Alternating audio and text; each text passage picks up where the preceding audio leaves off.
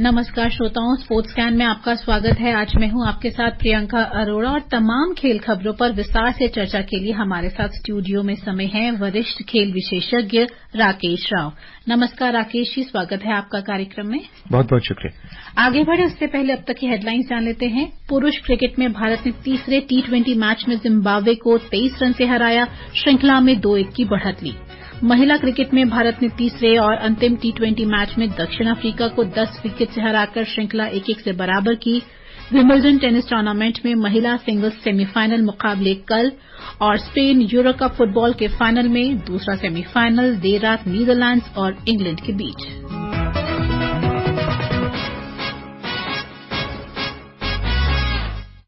शुरुआत क्रिकेट के मैदान से। भारत ने आज हरारे में तीसरे T20 क्रिकेट मैच में जिम्बाब्वे को 23 रन से हरा दिया। टॉस जीतकर पहले बल्लेबाजी करते हुए भारत ने निर्धारित 20 ओवर में 4 विकेट पर 182 रन बनाए। जवाब में जिम्बाब्वे की टीम 20 ओवर में 6 विकेट पर 159 रन ही बना सकी। भारतीय कप्तान शुभमन गिल ने सर्वाधिक 66 और ऋतुराज गायकवाड़ ने 49 रन बनाए। वॉशिंगटन सुंदर ने 3 जबकि आवेश खान ने 2 और खलील अहमद ने 1 विकेट लिया। 5 मैचों की श्रृंखला में भारत ने 2-1 से बढ़त बना ली है। देखा जाए तो राकेश जी, T20 विश्व कप जीतने वाली टीम का हिस्सा रहे यशस्वी जायसवाल, संजू सैमसन और शिवम दुबे ने इस मैच से वापसी की है और इसलिए कप्तान शुभमन गिल के साथ ओपनिंग में यशस्वी जायसवाल थे और दोनों ने टीम को एक बहुत ही मजबूत शुरुआत दी।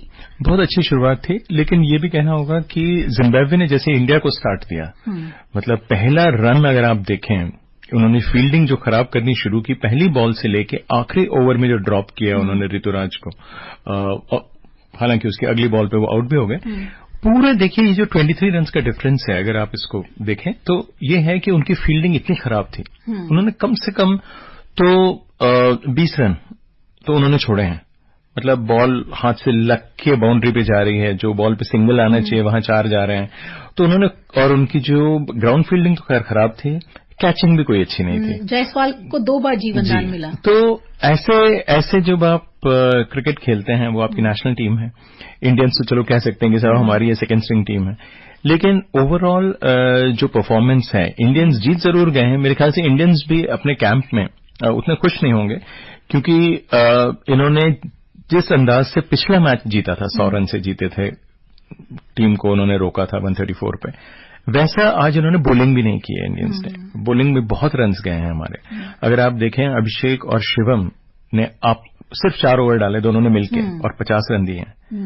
तो अगर हमारे जो पार्ट टाइम बॉलर्स भी कहें, हालांकि अपने आप को ऑलराउंडर्स कहते हैं, इनकी परफॉर्मेंस आज इंप्रेसिव नहीं थी। लेकिन हाँ, आपको ये मैच जीतना था, आप जीत गए। और नॉर्मली T20 में अगर आप कहें कि 20 रन के मार्जिन से जीत रहे हैं, तो एक 50 ओवर का मैच आप जीत रहे हैं 50 रन से, वर्चुअली दैट, 1 ओवर 1 रन के हिसाब से, जो एक अच्छा मार्जिन कहते हैं। लेकिन क्योंकि हमने पिछला मैच हम बहुत अच्छा खेले थे और उस हिसाब से जो स्टार्ट भी था वो भी बहुत अच्छा था। हम ऑलमोस्ट के खिलाफ पहली बार इतनी बड़ी बिल्कुल और बिल्कुल। अभिषेक शर्मा की जहां बॉलिंग भी अच्छी नहीं रही, वहां बैटिंग भी आज अच्छी नहीं रही। 10 रन पिछली बार शतक लगाया था। देखिए, वो होता है क्योंकि आप उस कॉन्फिडेंस के साथ आते जरूर हैं। लास्ट टाइम ओपन किया था, इस बार ओपन करने के लिए उनको स्लॉट नहीं मिला। शुभमन गिल और जायसवाल ने ओपन किया और कुछ चीजें होती हैं, लेकिन ठीक है। क्योंकि देखिए, ये जो अटैक है जिम्बाब्वे का, हम लोग अभिषेक के जो अंदाज था उनका 46 बॉल पे 100 जो उन्होंने किया था, बहुत अच्छे लग रहे थे रन वगैरह। एक चीज हमको ये भी नहीं भूलनी है कि ये जो जिम्बाब्वे की टीम है, ये भी अपने फुल स्ट्रेंथ टीम नहीं है। इन्होंने भी अपने 3 सीनियर प्लेयर को बिठा के रखा हुआ है और वो भी ट्राई कर रहे हैं हमारे साथ, क्योंकि उनको पता है ये इंडिया की बेस्ट टीम नहीं है। लेकिन हाँ, ये इंटरनेशनल गेम है, तो अप्रोच अच्छा है। मेरे हिसाब से ये सीरीज इंडिया को 5-0 ही जीतनी थी, क्योंकि हमने जो पहला मैच हमने उनको रिस्ट्रिक्ट करने के बाद ये जो यंगस्टर्स थे वो इतने प्रेशर में आ गए कि उनसे वो रन चेज नहीं हुए और हम वो मैच हारे। लेकिन हाँ, वहां से जो वापसी की है कमाल की है। हाँ, पर कहीं ना कहीं अगर देखा जाए तो शुरुआत में जो जिम्बाब्वे एक बार प्रेशर में आ गई थी, हालांकि बॉलिंग बाद में बहुत अच्छी नहीं रही इंडिया की, लेकिन 39 रन पर ही 5 विकेट गिर गए शुरू में। उस टाइम तक तो मैच खत्म हो गया था। मतलब आपने उनका जो एक्चुअल चेज था वो तो खत्म कर दिया था, लेकिन उसके बाद जो साझेदारी हुई वो कमाल की हुई। तो कहने का मतलब ये है कि जो इंडियन टीम है अभी, ये वाली जो टीम है, ये सीख रही है। ये अभी उनको प्रेशर में जब आने के बाद जब एक परफॉर्मेंस निकालनी पड़ेगी अपनी तरफ से, वो अभी हमको देखना है। खैर यही दिन है कि आप यहीं से आप धीरे धीरे अपने आप को पक्का करते हैं, मजबूत करते हैं, और फिर आप सीनियर टीम या फिर जो एक्चुअल जो फर्स्ट 11 है उसमें अपनी दावेदारी आगे चल के पेश करेंगे ये लोग। तो अच्छा है, बहुत अच्छा, मतलब ये जो मूव था ये बहुत अच्छा था कि वर्ल्ड कप खत्म हुआ, आपने उनको रेस्ट कराया।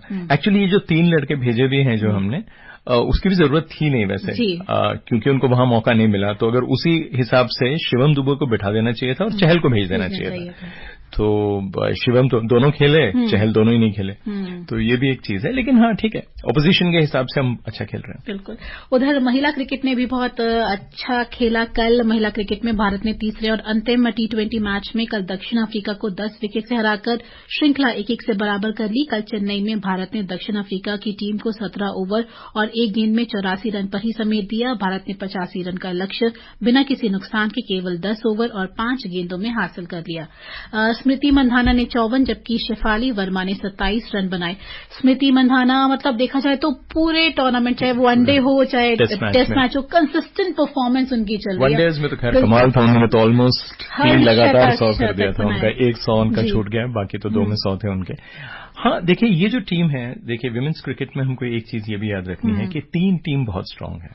उसके बाद न्यूजीलैंड, साउथ अफ्रीका, ये 2 टीमें, तो 5 टीमें आप ले सकते हैं। इसके अलावा किसी और टीम की बात करें, पाकिस्तान, बांग्लादेश, श्रीलंका, एशियन टीम्स बहुत वीक है।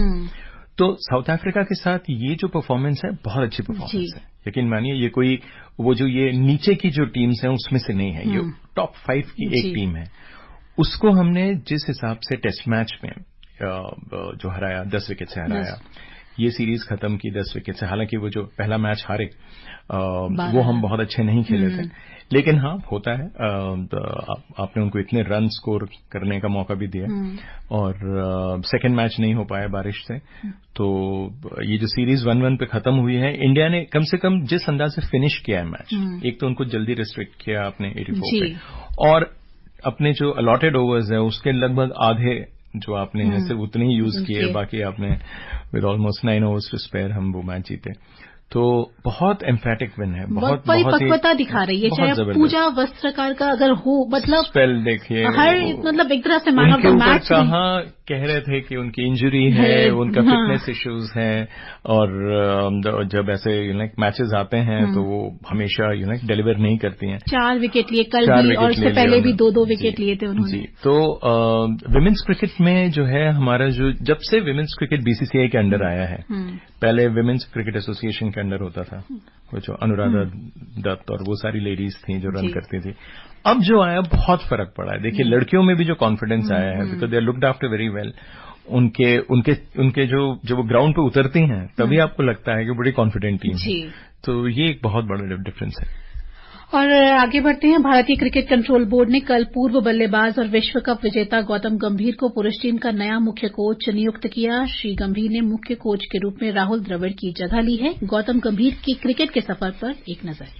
भारतीय क्रिकेट टीम को T20 का खिताब जिताने वाले मुख्य कोच राहुल द्रविड़ की विरासत अब गौतम के गंभीर हाथों में सौंपी गई है। वर्ष 2003 में उन्होंने भारतीय टीम के लिए अपना पहला 1 दिवसीय मैच बांग्लादेश के खिलाफ खेला। अगले ही वर्ष ऑस्ट्रेलिया के सामने अपने टेस्ट क्रिकेट करियर की शुरुआत भी की। 2007 में T20 विश्व कप के फाइनल मैच में मैन ऑफ द मैच रहे गंभीर ने 2011 1 दिवसीय विश्व कप में भी 97 रन की निर्णायक पारी खेलकर टीम को खिताब जिताने में महत्वपूर्ण भूमिका निभाई। इसके अलावा इस साल आईपीएल में मेंटर के रूप में तथा इससे पहले 2012 और 2014 में कप्तान के रूप में कोलकाता नाइट राइडर्स को चैंपियन बनाने वाले गौतम गंभीर अपनी आक्रामक शैली के लिए जाने जाते हैं। 2008 में गंभीर को दूसरे सबसे बड़े खेल पुरस्कार अर्जुन पुरस्कार से और 2019 में पद्मश्री से सम्मानित किया गया। ये देखना दिलचस्प होगा कि कभी न हार मानने के जज्बे के कारण अलग पहचान बनाने वाले गौतम गंभीर मुख्य कोच की भूमिका में कैसे आगे बढ़ते हैं। Saqlain Akhtar, sports can.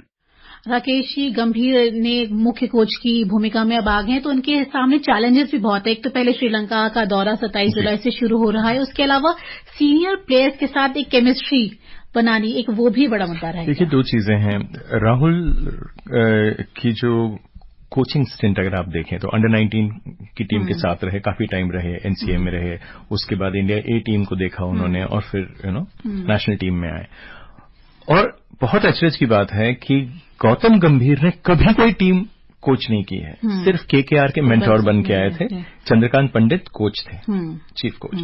तो एक ऐसा व्यक्ति जिसने कभी कोई टीम को कोच नहीं किया और सिर्फ एक T20 के फ्रेंचाइजी एक फ्रेंचाइजी को आपने मेंटरिंग की है, आपने एक सीजन, उनको आपने इंडिया का सारे फॉर्मेट्स का चीफ कोच डिक्लेयर कर दिया। सरप्राइजिंग है मेरे लिए। और उनके ये जो कोचिंग स्किल्स हैं, मैन मैनेजमेंट है, वो क्या है अभी तक मुझे मालूम नहीं है। और जैसा उनका टेम्परामेंट है, राहुल द्रविड़ से बहुत हटके है जी।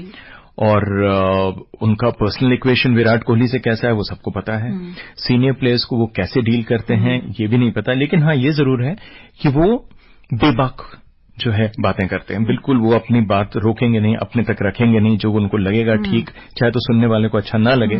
तो टीम मीटिंग्स मेरे ख्याल से जो है वहां पे बिल्कुल मतलब थोड़ी सच्चाई के साथ, थोड़ी डिप्लोमेसी कम होगी और शायद हमको कुछ बड़े ही टफ चीजें सुनने को और लिखने वालों को लिखने को मिलेगी। ये तो आने वाले दिनों में पता चलेगा जी। बात विंबलडन की। विंबलडन टेनिस टूर्नामेंट के महिला सिंगल सेमीफाइनल मुकाबले कल खेले जाएंगे। पहले सेमीफाइनल में चेक गणराज्य की बारबोरा क्रेज़िकोवा का सामना कजाकिस्तान की एलिना रायबाकीना से होगा। दूसरे सेमीफाइनल में क्रोएशिया की डोडो वेकिक और इटली की जैस्मिन पाओलिनी आमने सामने होंगी। बड़े उलटफेर इस बार देखनी है, मतलब समझ ही नहीं आ रहा महिला सिंगल्स में कि जैसा देखा जाए जो टॉप सीडेड थी, मतलब उससे मैक्सिमम बाहर हो गए। देखिए टॉप 3 सीड्स तो बचे ही नहीं। 4th सीड जो है रुकिना, शी इज द वन जो कि अभी हाईएस्ट सीड है। अगर सीडिंग के हिसाब से देखें तो टाइटल जीतने की सबसे प्रबल दावेदार अगर कोई है तो वो है। और उसके अलावा जो नीचे वाला हाफ है उसमें तो लाइक वेकिक जो है वो तो जीती नहीं, मतलब वो तो अनसीडेड है। और उनका मैच है पाओलिनी से, इटालियन गर्ल 7th सीड, जो बहुत इंप्रेसिव लग रही है मुझे। तो मैं देख रहा हूं कि वो फाइनल में पहुंचने के उनके चांसेस जो हैं मुझे बहुत ज्यादा लग रहे हैं, ब्राइट लग रहे हैं। और मगर पुरुष सिंगल्स में बैठे तो, क्योंकि पाओलिनी का भी पहली बार ही सेमीफाइनल में प्रवेश है। पुरुष सिंगल्स में शुक्रवार को पहले सेमीफाइनल में रूस के डैनियल मेदवेदेव का मुकाबला स्पेन के कार्लोस अल्क्राज से होगा। दूसरा सेमीफाइनल नोवाक जोकोविच और आज क्वार्टर फाइनल मैच होने वाला है लोरेंजो मुसेती और अमेरिका के टेलर फ्रिट्ज के बीच, उसके विजेता से होगा। मतलब डैनियल मेदवेदेव विश्व के नंबर 1 खिलाड़ी यानिक सिनर को हराकर पहुंचे हैं। और सिनर का देखिए ऑस्ट्रेलियन ओपन जीतने के बाद नंबर 1 वर्ल्ड के हुए, फ्रेंच ओपन में हालांकि उतना अच्छा ना खेल पाए, यहां पे बहुत अच्छा खेल रहे थे। अगर आप कल का मैच भी देखें 5 सेट तक चला। और मेडवेडेव मेरे ख्याल से हर चीज में अगर आप देखें, फर्स्ट सर्व के परसेंटेज देख लीजिए, विनर्स देख लीजिए, डबल फॉल्ट्स देख लीजिए, पूरा अगर आप स्टैट्स देखें सिवाय एक के हर काउंट में मेडवेडेव बेटर थे। तो फर्क ये है कि सिनर जो हम कहते हैं खेल में कि बड़े पॉइंट्स आपको जीतने हैं, बड़े मोमेंट्स आपको जीतने हैं, वो नहीं जीत पाया। मेडवेडेव को जो रिवॉर्ड मिला है, ये जो सेमीफाइनल स्पॉट जो मिला है, वो सिर्फ इसलिए मिला है क्योंकि उन्होंने अपनी जो एकाग्रता है वो बड़े पॉइंट्स पर उन्होंने बना के रखी। और बेहद मतलब बेहतरीन जो उनका जो गेम था वो हमको देखने को मिला। और ऑफ कोर्स ये भी था कि गेम के मैच, मतलब उस मैच के दौरान सिनर को थोड़ी इंजरी इश्यूज भी हो गई थी, मेडिकल ब्रेक लिया था उन्होंने। लेकिन उसके बावजूद भी वो खेल तो अच्छे ही रहे थे। लेकिन ओवरऑल तो एक ये मैच बहुत अच्छा होगा, सिनर मेडवेडेव और अल्करेज का। अल्करेज डिफेंडिंग चैंपियन है और वो मैच अच्छा होगा। और उनका इंतजार मोस्ट प्रोबेबली ड्योकोविच करेंगे क्योंकि वो भी सेमीफाइनल में आ गए बिना खेले, क्योंकि उनके ओपोनेंट ने उनको वॉकओवर दे दिया। और Spain euro cup football championship के फाइनल में पहुंच गया है। देर रात पहले सेमीफाइनल में स्पेन ने फ्रांस को 2-1 से पराजित किया। दूसरा सेमीफाइनल मैच देर रात नीदरलैंड्स और इंग्लैंड के बीच खेला जाएगा। फाइनल मुकाबला सोमवार को होगा। और जाते-जाते अच्छी खबर कि भारतीय पैरा निशानेबाज रुबीना फ्रांसिस और स्वरूप उनहालकर ने आज वाइल्ड कार्ड बाइप्राइटाइट नियम के अंतर्गत पेरिस ओलंपिक का कोटा हासिल कर लिया है। समय कह रहा है आपसे अनुमति ली जाए। प्रियंका अरोड़ा को दीजिए अनुमति। राकेश राव जी, आप स्टूडियो में आए, चर्चा की हमारे साथ, इसके लिए धन्यवाद। बहुत बहुत शुक्रिया।